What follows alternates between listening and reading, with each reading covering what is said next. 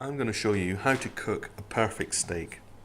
First of all, get your steak out of the fridge 20 minutes, half an hour or so before you want to cook it to give it a chance to come up to room temperature. It'll cook much better that way. Next, you put your steak on a plate,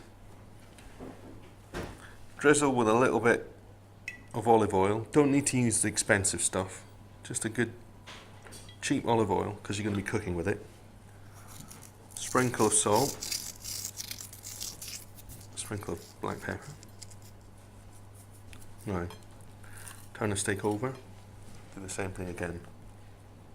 Now, this way you rub and push that lovely seasoning into the meat and make sure the whole surface is nicely coated. There you are.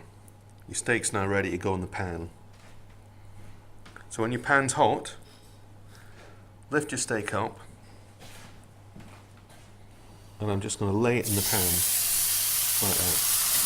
Don't worry about putting extra oil in the pan because there's already enough oil on the surface of the steak. It's not going to stick. It's important that the pan you put it in is a nice heavy bottom pan.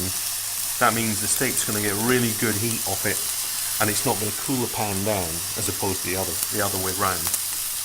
Once your steak's in, take a nice pair of tongs and make sure that the steak's in good contact with the pan. Like that. And basically now what you want to do is turn it every couple of minutes and cook it for, well, it depends how you like your steak cooked. If you want your steak medium, which for a sirloin I recommend you do, probably about 8 minutes for a steak this thick.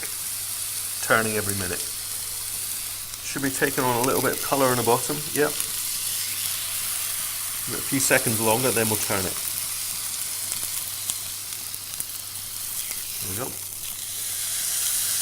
Do the same thing again.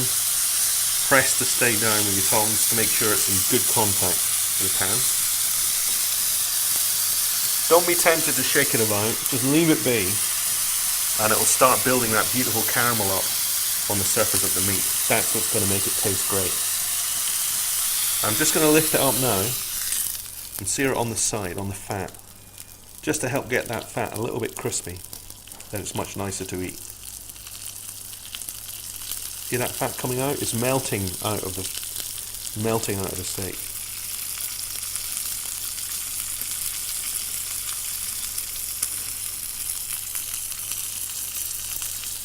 Now, there we go.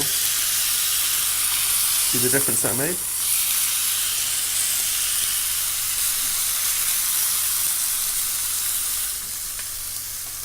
Give it another check. Another little sear on its skin. On its fatty edge.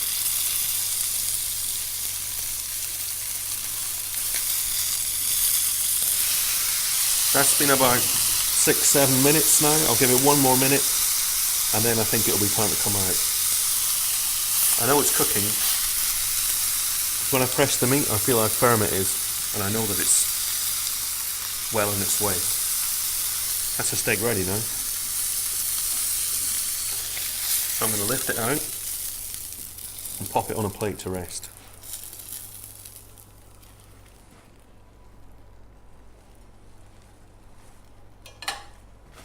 Now, as the steak's resting, I'm just going to give it a little squeeze of lemon and a drizzle of good olive oil. Give that a couple of minutes and it'll be ready to eat.